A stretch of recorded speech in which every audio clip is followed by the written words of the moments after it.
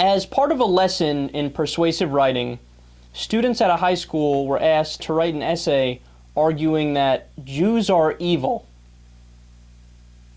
They were asked to use, quote, solid rationale from government propaganda, seems like a contradiction in terms, to convince me of your loyalty to the Third Reich.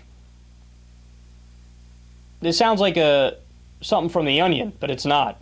According to the Times Union, students were asked to watch and read Nazi propaganda, then pretend their teacher was a Nazi government official who needed to be convinced of their loyalty. In 5 paragraphs, they were required to prove that Jews were the source of Germany's problems. The assignment upset a number of students and families, prompting an apology from Albany High School Superintendent Marguerite van Wyngaard. That's actually her name, Margaret van Wyngaard. Interesting sounding name for such an interesting topic here. I'm not saying anything.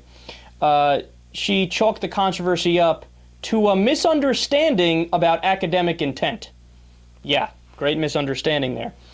Quote, I would apologize to our families, she told the Times Union. Quote, I don't believe there was malice or intent to cause any insensitivities to our families of Jewish faith. Wyngaard added that the essay question, quote, you must argue that Jews are evil and use solid rationale from government propaganda to convince me of your loyalty to the Third Reich should have been worded differently. Worded differently. Because then obviously it would have been better. You just got to, change a few thes around an end, and then all of a sudden, boom, it's as non-offensive as apple pie. And by the way, where was this? Was it in Mississippi? Was it in Kansas? Was it in, which red state was it in, right? Albany, New York. God, that is depressing. Sometimes I think I undersell this point, and I'm going to start making it a lot more now, and I'm going to make it a lot more forcefully. We really are surrounded by morons. To think that somebody could draw up this assignment, right?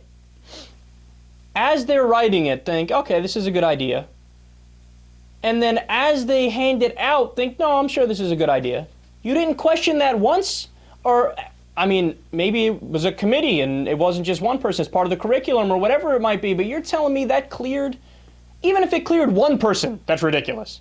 But if 2 or 3 or 5 people knew about it and they're like, pro-Nazi assignment, perfect, totally on board, makes sense.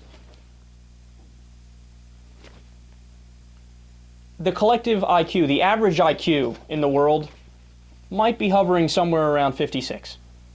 If I had to venture a guess based on some of the stories we do.